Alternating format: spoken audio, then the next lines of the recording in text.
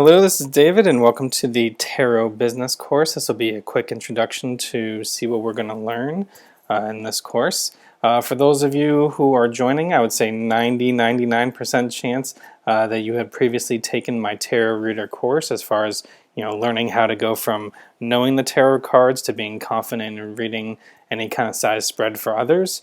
And so that kind of gives you the core of like, okay, here's how I can understand the tarot and how I can understand tarot readings, but then how do I really wrap a business around it if this is what you want to do? So this course will kind of do, for a tarot business course, it's going to focus way more, you'll see, on the business aspects, because at this point I would trust you to kind of get a tarot. I'll touch on some things that I like to do for business with the tarot, but I think what your questions will become is if I want to do this full-time or start my own tarot business, really, how do I find clients? How do people know I exist as a tarot reader? How do they get to know me to see if they want to work with me? How do I then make them an offer, and what kind of offer should I make? I have some strong opinions on that. And then, once you do the tarot readings for them, it kind of becomes how do you follow up with them to see if they would like to become repeat clients with you, because that's really the value.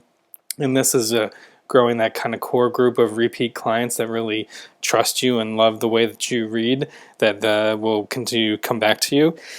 And eventually, hopefully, if they really like what you're doing for several readings, they'll refer you to their friends, family, and that'll kind of help grow your business. But you're going to have some patience and dedication to go through that. So that's the main overview of like what we're going to try to do in this course to kind of get you set up for those areas based on how I do it. But then let's look at give you a little bit behind the scenes. So I think to date, there's been over 1,000 people who have taken this tarot reader course. And I feel really fortunate to have such wonderful ratings, currently 4.6 stars out of 5. We'll talk this a little bit later, especially in some of the stuff of the business setup of why it's so important. That's why I specifically ask for people's feedback, and then I specifically listen to it, and then I try to make changes as quickly as I can to respond to people's feedback to see what's most helpful for them. And then you can see here, as far as all the lectures, which was the most helpful. So lots of people get different things or different pieces of value. But I think kind of what I knew, one of my core things that I believe in is this idea of pairs or dualities and spreads that kind of help you read, any size spread that you want. It's something that I really believe in many different aspects. People have asked me, do I read reverse cards? And I actually don't, because I believe people read them differently, whether it's blocked energy, partial energy, or so forth, but I really view it as every card brings with it its positive or negative aspects with it at any time, so therefore there might not be as much need for reversals, and reversals kind of make readings kind of go a bit negative, which clients may not come back to you if they always feel like it's dark or doom and gloomy. So what are you going to learn in this course? So in this course, what you're going to read or learn is, under finding clients, I'm going to show you how I reach out. You can do it. Paid ads is a whole different topic and so forth for marketing experts and so forth. So I'm just going to show you kind of things I do a little bit organically to try to attract new clients and things that have worked for me across YouTube, Facebook, and Instagram. Trust me, what you're going to learn on YouTube specifically will be worth the price of the course by itself. And then also what I do on things on Facebook and Instagram, how you can get people to get to know you better, and then it's really going to be this know, like, trust model, which you'll learn about and really embrace in your life, how to make an offer, which I really believe no free offers. And then I actually like to break up my tarot readings into two pieces, which is a really short tarot reading, maybe a 3-card reading for people, so they can get to, kind of like dating, see if they kind of get to know you, see if you resonate with each other's energy, and if so, then they probably go towards a full tarot reading, and then or the full Celtic cross spread, whatever you like to do for your readings. Takes a little bit longer, and obviously would have a higher price for that.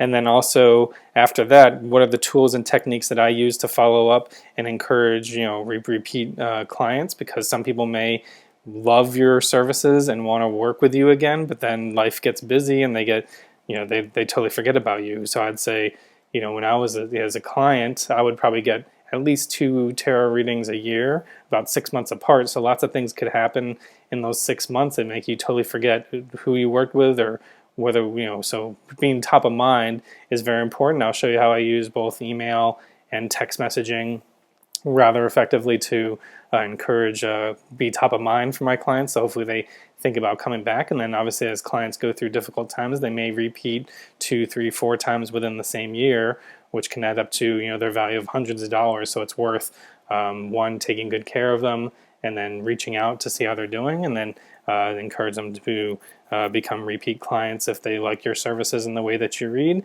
And then hopefully the big one at the end is if they like your products or services and the way that you do things, and they will start to refer clients to you. I had someone that's just referred 3 or 4 people to me just since December and the holidays, since starting to do some readings for her. So it's always super thankful. I think that's the highest compliment people can pay you, if they not only have given you money and seen so much value for the money and the services you provide, but then they also recommend people that they know and trust to get a good experience as well too. So it's a fair question to say, if I am a tarot reader and I do tarot readings as well, why in the world would I do this? Why? Because I honestly think that the value you're going to get for this course is well worth the price of the course. So in which case, why would I create more competition to have you potentially steal my clients or figure out everything I'm doing and maybe do it better than me and maybe become 10 times bigger than whatever I do, right? And that's a fair question to ask for someone, like, why are you willing to provide me this information if it is something that you do? And because I've had to ask those questions as I've gone through courses on YouTube as to how to be a YouTube influencer. I've actually grown myself to become an Instagram influencer. I'll tell you that whole story in the Instagram section. But it's a fair question, like, why would I do this and offer this advice that I believe is a fairly reasonable price versus what I know all my friends would tell me to charge 10x more or more for this type of a course. But there's 2 main reasons why I want to do this. And they are, number one, my real broad mission is a little bit beyond just tarot, which I absolutely love the tarot and it's such an integral part of my life. But my life mission is really to solve what I view as a spiritual crisis in this world, where people feel so disconnected from their true purpose in life or their true authentic life, and they feel like they're living for other people or feel like they can't live how they want. So at the end of life, they have so many regrets. So really for me, I kind of go in this higher tier above everything and say, I've got this mindful community called the Inner Wisdom Society, where we kind of go deep on these topics every month and try to really solve the big mysteries of life, so that at the end of life, figure out how you get more connected with your true purpose. Really, it's things you need to unlearn that I always say. I'm not there to teach you anything. I'm there to help you unlearn the things you've already learned in life that are no longer serving you, so that when you get to 85, you don't have as many regrets in your life at the end of your life, because you feel more connected to what you're meant to do all along. So if you have enjoyed my tarot courses or any of my services, you should highly consider joining the Inner Wisdom Society. And then there's some links to join below, because that's really kind of my mission, my passion broadly, to help people in many different aspects. So with that, I do offer, as you join the Inner Wisdom Society, I do offer lots of my services for free, because I want people to have this kind of information. But that's why my main goal is to serve you in life on your spiritual journey, to feed your spirit and your soul, to figure out how to help you. And I'm willing to use any tool that I have access to do that, whether if tarot reading helps move you along, if really mindfulness and the kind of Eastern wisdom that I embrace helps you on that journey. Numerology, I'm a huge, actually where I started in numerology. I know it's not as popular as some of the other ones, but I'm a huge numerology fan. So if that helps move you along or helps you through certain hard times, I do that as well too. And then I do astrology, charts, reports, relationship reports, all that kind of stuff. If you look at my website on products and services, you'll see it's not just strictly tarot. It's a broad tarot readings. It's very broad things. So as you can see, there's places where I'd like to spend my time to grow my own businesses to help serve my purpose and my goal in life. And tarot is one aspect of it. In addition to that, I also have 2 kids under the age of 4. So I will tell you where some of the tools and techniques to really become a super successful tarot reader, I intentionally violate some of those or water down some of those because I'm just really busy. I'm a dad with 2 kids under the age of 4, so that does keep me busy. So as far as my current capacity to read for my current set of clients, I'm not at or overcapacity. Broadly, I would say like from time to time it does feel like I get in a crunch, especially just before the holidays and so forth. But I'm really busy with my current clients, what I can do. And so I do know there are people out there that I just can't serve. And so I will trust that, that helps out. And I will go through that in 1 second too. So I do have, my vision is broader than just becoming a tarot reader only, which tarot is super important to me. But I've got many other aspects. I would like to serve people to help my mission of really going deep on inner wisdom and mindfulness to help you on your journey in life. And then I'm also a pretty busy dad, so I don't have as much time to dedicate. So if there are clients that I cannot even entertain to get because I just don't have the time to do so. Number two, which is really one of the key things, especially as like an Eastern wisdom type of thing, once you embrace some of the main marketing concepts I'm going to show you coming from the space of tarot and that kind of wisdom, then the way you look at marketing, business, and clients might never be the same. So the number two reason why I'm okay teaching you lots of stuff that I know about how I run my business is because if we were to look at 100 potential clients in a room and we each got a chance to present what we do as far as tarot, I truly believe, and I'm going to help you convince you to this, that there's a certain segment of them that'll resonate with me and a certain different segment of them that'll resonate with you. So the clients that you're going to get might never be potentially my client, because they're just people we could even go on that stage and script the same way that we read. Everyone reads differently, everyone has different energies, everyone brings in different things into their readings as tarot readers. But even if we put that aside and chose to read the exact same script of how we do our tarot readings, there are naturally just going to be people that will resonate with me and my energy and with you and your energy, and then they may never cross. So that's why I don't have in the world of abundance, if you approach the world from either abundance or scarcity, I believe tarot reading is a set of abundance, because there are people who will resonate with me and trust me to read for them that may not trust you, and vice versa. And therefore, I don't think that the risk of you stealing all my clients or potential future clients is really that high at all, because once you understand what I'm going to teach you on know, like, and trust, then you're going to just trust that the people that come to you and that you attract are made for you and meant for you. And then if not, then they're just meant for someone else, and they'll find the right person to do that for them.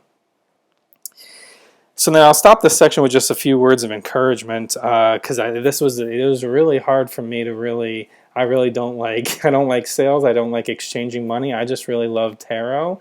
And then I kind of discovered that I was fairly helpful. I won't say amazing at it, but I was very helpful to people, or people were giving me the feedback that it was so helpful for them that I just kind of kept growing and stepping into it. So my main words of encouragement, which kind of mentioned before, is if you have resonated with the first course and decided whether that helped you become a tarot reader, or you were a tarot reader and helped you along in some aspect of it, like if you feel a calling to pursue that, I think you should, for a couple reasons. One is, as I just mentioned, you can reach and help people that no one else can. I really believe that there are clients and people out there that you will resonate and you will find the message to that other tarot readers could not reach, or they will not trust other tarot readers to provide them the information that you can provide them.